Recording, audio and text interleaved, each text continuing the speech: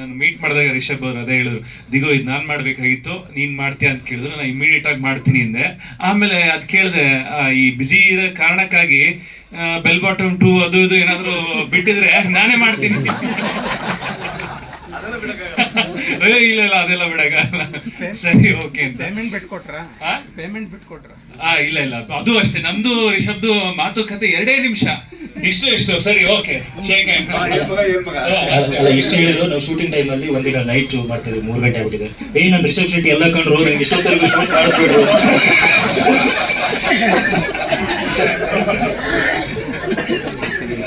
ಅಲ್ಲಿ ಏನಂತ ರಿಷಬ್ ಮಲಗ್ತಾನೆ ಇರಲಿಲ್ಲ. ಅವ್ರ ಅವ್ರು ಹೇಳೋದು, ಅಣ್ಣ ಮಲಗ್ತಾನೆ ಇರ್ಲಿಲ್ಲ ರಿಷಬ್ ಅವರು. ಹಂಗ ನಾನ್ ಅದೇ ನೋಡಿದೆ, ಅಯ್ಯೋ ಈಗ ನಂಗೂ ಹಾಗೆ ಕೆಲಸ ಮಾಡಿಸ್ತಾರೆ ಇವರು.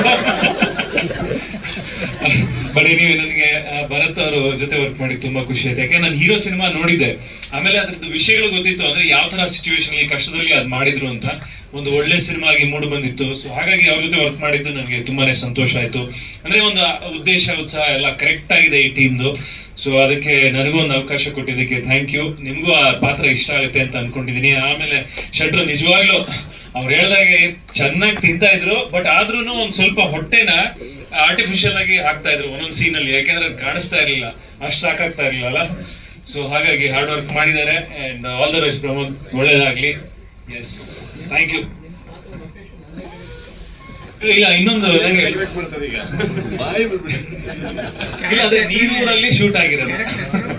ಇಲ್ಲ ನಂಗೇನ್ ಖುಷಿ ಅಂದ್ರೆ ನಮ್ಮೂರಲ್ಲಿ ಆಯ್ತು ಎಲ್ಲ, ಈ ಭದ್ರಾವತಿ, ಸಾಗರ, ಆಮೇಲೆ ಕಾರ್ಗಲ್. ನನಗೆ ತುಂಬಾ ದಿವಸ ಆಗಿತ್ತು ಆ ಕಡೆ ಎಲ್ಲ ಹೋಗಿ, ಅಲ್ಲೇ ಶೂಟ್ ಮಾಡಿದ್ವಿ ಸುಮಾರು ದಿವಸ. ಸೊ ತುಂಬಾ ಖುಷಿ ಆಯ್ತು.